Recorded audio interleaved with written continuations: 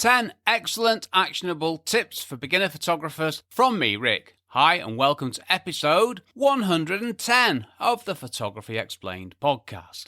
I'm your host, Rick, and in each episode I will try to explain one photographic thing to you in plain English in less than 10 minutes-ish without the irrelevant details. What I tell you is based on my lifetime of photographic experience and not Google. But before I go on, I need your help. I need your questions to answer. More on this at the end. Here is the answery bit, or in this episode, here are those 10 things. 1. Get out more and take photos. 2. Learn composition. 3. Learn your camera properly and how to use it. 4. Take time taking photos. 5. Get out more but take less photos. 6. Less is more. 7. Learn one photo editing software program. 8. Get a critique. 9. Really look at your photos and learn what you've done. 10. Enjoy photography. That's the main thing, isn't it? Regardless of what it is we're doing it for, we need to enjoy it. It's the thing to be enjoyed. Alright then, that's my list. These are the 10 actionable tips for beginner photographers. So let's go through them one by one, and I'm going to try not to say the word so as many times as I have done in previous episodes. 1. Get out more and take photos. This is the number one way for you and me to improve our photography. Get out more and take photos. Every time you go out, you are creating new stuff. And unless someone is standing right next to you, using exactly the same camera gear and exactly the same camera settings and pointing their camera at exactly the same thing as you are, what you are creating is unique. And never forget that. Every new thing that we create is a unique thing, and this is the beauty of photography. Sit at home staring at gear on your computer, you're not creating anything, and you're probably going to be spending money. Number 2, learn composition. Composition is what you include in the photo and how the various elements in a photo relate to each other. It's also what you do not include in a photo. Doesn't it make sense then to learn about composition? Well, of course it does. If we all think about it, isn't this the most important thing? What's in a photo? I mean, this is so important that I covered this in episode 12, early days of the podcast, in the splendid episode titled, Why is Composition So Important? And I wish someone had told me this years ago. 3. Learn your camera properly and how to use it. Or, as I've written, and how to use your camera, which isn't very helpful, is it? What do I mean by this? I mean, set aside some quiet time, get the camera manual that came with your camera, and sit down with your camera by your side and go through the manual start to end. Really? Yes, really. And I did this. Over 400 pages of my Canon 16 manual. Now, thankfully, they're small pages and they got pictures on. But this is the only way to learn what your camera can do. I found stuff I'd never have known about if I hadn't done this, and I'm absolutely genuine when I say that. I also found things that had been turned on that I didn't want turning on that I turned off, so this is important stuff. And once you've done this, you're not finished, I'm afraid. Oh, no, there's more. You need to learn how to apply what the camera can do to your photography.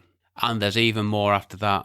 You need to look at your photos and understand what your camera's doing. So that's the techie bit over. Number 4, take time taking photos. I used to turn up at a location. I'm going to say that again. And that was a bit of techie stuff now. Now I'm going to move on to some more, holistic stuff. Hope holistic's the right word. We'll find out. 4. Take time taking photos. I used to turn up at a location, get my camera out and start snapping away, literally. And I mean snapping away. Sure, I took loads of photos, but most of them were rubbish. And yes, I do mean snapping away, which I actually find quite offensive when somebody asks me to take some snaps for them, but that's what I was doing. Let's be honest about these things. These days, I get to a location, whatever that might be, a beach, a construction site, the caldera of the island of Santorini. Whatever it is, the first thing I do is I walk around. I don't get my camera out straight away. I walk around and look. I see what's there. I get a feel for a place. And I think about what I want to take photos of and what's the interesting bits, what's the light doing, and where is the best place to take photos from. This is important, and this goes back to composition as well and thinking. 5. Get out more, but take less photos. Yes. Get out more, but take less photos. Would you rather have 500 mediocre photos or one stunning photo? Would you rather have 500 photos that are no use or one excellent, shiny, brand new contender for your portfolio? Now, I know which I'd rather have. So what's my aim on a sunrise shoot? Well, my aim is to get one excellent photo. If I get one excellent photo, mission accomplished. Now, I'm not saying I restrict myself to taking one photo, not at all. But what I am saying is that I find the best composition and try to get the best photo that I can of that one composition. And I mean one photo. I really do mean this, by the way. I used to take hundreds of photos, and one of the problems when you take hundreds of photos is you got to find a decent one amongst them. So if you concentrate on getting one decent photo, then you're narrowing down the time it takes sorting stuff, which is something I hate doing in Lightroom. I even apply this on a commercial shoot. If my client needs 30 photos of an image of... If my client needs 30 photos of an image, oh dear me. And on a commercial, I'm going to keep that one in. And on a commercial shoot, if I'm going to give the client 30 images, if I only take 30 images, I've nailed it. Now, this doesn't happen. One day it might, you never know. Number 6, less is more. Talking of which, I'm talking about pretty much anything and everything here photography-wise. I've simplified every aspect of my photography over the many years I've been learning, writing and practicing photography. What am I talking about here? I'm talking about gear, camera settings, the number of photos I take, my processing, distractions, irrelevancies, irrelevant details. I mean, I've built a podcast on the without the irrelevant details snappy tagline, haven't I? So I really have, and I think that this podcast is the end point of that realization. Let me give you an example. I spend less time processing images now than I ever have, which is a wonderful thing. Now, I know you have to go through the process of trying out new stuff and working things out for yourself. That's fine and important. Don't think, though, that you'll be struggling forever with an endless array of options and choices. There is light at the end of the tunnel, and I'm here to help you get there quicker. It's nice of me, isn't it? 7, learn how to use one photo editing software program. I use Lightroom for everything other than when I need to remove something, when I go to Photoshop, and I use Luminar to change the skies. That's it. That's all I do. I've tried pretty much every editing package out there in the past, and I was rubbish at all of them. Now well, I like to say I'm excellent at Lightroom. I mean, I've been using it since 1.0, so I should be really. And I'm not saying that you have to use Lightroom. I'm saying that you need to learn how to use one image processing software package properly. Don't buy 3 and try them all out, because you'll get confused and get nowhere, because that's what I did. Number 8, tricky one this, get a critique. Your family and friends will probably tell you your photos are great. Well, why wouldn't they?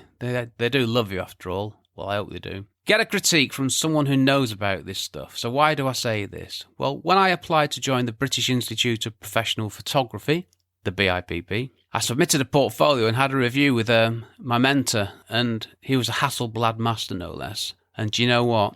I wasn't as good as I thought I was, and that was one of those moments when my photography went from competent and okay to another higher level. Now, this was for sure a turning point for me, and like so many of these things, I wish I'd done it years ago. If you're going to do this, though, you have to take the feedback on board. You can't just get someone to give you an honest critique and then ignore them. There's no point. Number 9, and really look at your photos and learn what you've done. So if you're going to get someone else to critique your work, or not, you still should do this. This is really study your photos and ask yourself what you like about a photo, and possibly more significantly what you don't like about a photo. You need to look at your photos coldly and dispassionately. I should have stuck with coldly, shouldn't I? I mean, no one knows that you got up at 2 a.m. and walked for 20 miles through driving snow, risking life and limb to get that photo. All the person knows who's looking at the photo is what's in the photo. They don't have the backstory, they don't have the emotion, they don't have the time invested in the photo. Now, this is a really good thing to be able to do. Look at your photos with the eyes of someone else, with brutal honesty. Now, this is not the same as getting a critique, and getting a critique will help you to do this, but looking at your photos like this will help you to improve. Number 10, enjoy photography. Well, I've been practicing photography most of my life, and I'm quite old. The other day we went for a walk by the coast, and I took my Olympus little Micro Four Thirds camera with me, and I absolutely love taking photos. And I was doing this for pleasure, not for money, not with commercial pressures, just for enjoyment. I've got to be honest with you, I've not been doing this enough recently. I spent too much time in front of my computer, so getting out and about and taking photos, it was an absolute delight. More on that in the talky bit. The talky bit. If you're a beginner, if you are a beginner in photography, you need some help and guidance, and that's what I'm here for. This list is not your usual list, which is why I love doing this stuff. I try to tell you things that will actually help you and will have the biggest positive impact on your photography. I also want to get away from the gear-centric areas of photography, which is why there's no mention of photography gear here. I mean, use what you have, sure. Use what you have. Sure, buy the best gear you can afford, but learn properly how to use it, and use it. It is better to be out taking photos than it is looking at gear.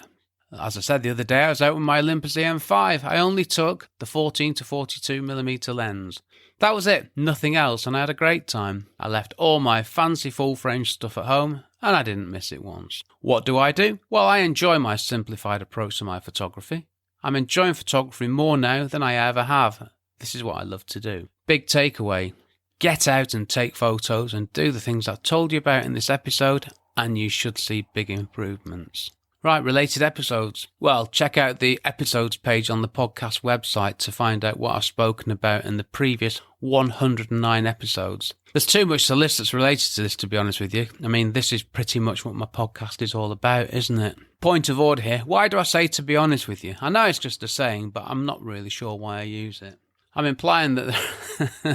I've actually written this down. I'm implying that the rest of what I've said is a pack of lies, which it isn't, to be honest. Next episode. Well, Photography Explained episode 111. What is exposure compensation? How do I use it? And why is it so useful? I'm enjoying these episodes about cameras and settings and how we use this clever stuff to help us take better photos. So I'm continuing on that rich seam of information, which I'm finding very enjoyable, and I hope you are too. Shout out to me. Why not? Nobody else is asking for one. Get your question answered. This is what my podcast is all about, answering your photography questions. So please get in touch with your question, and not only will I answer your question, but I will give you a shout out on that episode, which has to be nice. Just head over to photographyexplainedpodcast.com/start. Okay, I'm done. Thank you very much for listening to my small but perfectly formed podcast. It says here. To find out more about my podcast and do stuff to help me, check out the podcast website, which is photographyexplainedpodcast.com. Well, this episode was brought to you by water. I made a cup of tea before I started recording this, and that's been sat there brewing for a good 20 minutes. I'll let you know in the next episode how I got on with it. I've been Rick McAvoy. Thanks again very much for listening to me and for giving me probably more than 10 minutes of your valuable time, and I will see you on the next episode. Cheers from me, Rick.